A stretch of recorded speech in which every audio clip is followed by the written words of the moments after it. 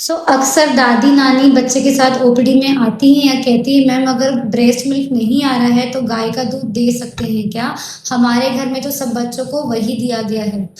दूसरा एक क्वेश्चन ये है कि अगर फॉर्मूला भी गाय के दूध से ही बनता है तो फिर फॉर्मूला ही क्यों देना है?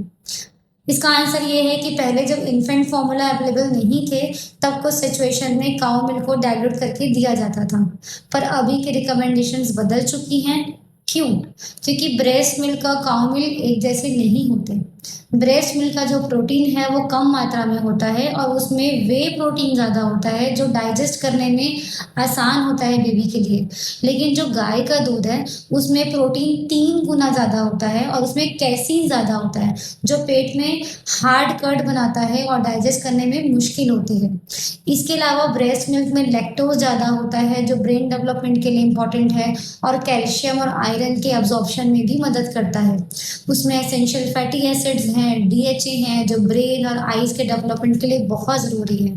इसके अलावा उसमें लाइपेज एंजाइम है जो फैट को डाइजेस्ट करने में हेल्प करता है। अब काऊ मिल्क में ये सारी चीज़ें या तो कम है या तो एब्सेंट है। इसके अलावा ब्रेस्ट मिल्क में एंटीबॉडीज होती हैं, ग्रोथ फैक्टर्स होते हैं जो बेबी को इन्फेक्शन से बचाते हैं और उसके इंटेस्टाइन को मैच्योर होने में मदद करते हैं। ये प्रोटेक्टिव फैक्टर्स भी काऊ मिल्क में नहीं होते हैं। इसके अलावा एक और इम्पॉर्टेंट बात यह है कि काऊ मिल्क में सोडियम और मिनरल्स ज़्यादा होते हैं जिससे बेबी के किडनीज पर एक्स्ट्रा सॉल्यूट लोड पड़ता है, स्पेशली छोटे इन्फेंट्स में। तो इसीलिए इन्फेंट फॉर्मूला काऊ मिल्क से सुपीरियर है क्योंकि फॉर्मूला को हम स्पेशली मॉडिफाई करते हैं ताकि वो ब्रेस्ट मिल्क के जितना पॉसिबल हो सके उतना क्लोज हो। कभी भी अगर हमको हायरार्की देखनी है तो सबसे जो इम्पोर्टेंट है वो ब्रेस्ट मिल्क है, वो बेस्ट चॉइस है।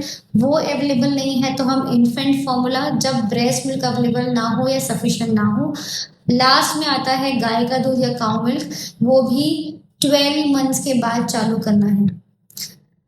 क्लोजिंग लाइन या एक इम्पॉर्टेंट बात ये है कि फॉर्मूला परफेक्ट नहीं है लेकिन छोटे बेबीज के लिए प्लेन काऊ मिल्क से कहीं ज़्यादा सेफ और साइंटिफिकली डिजाइंड ऑप्शन है अगर ब्रेस्ट मिल्क अवेलेबल नहीं है तो।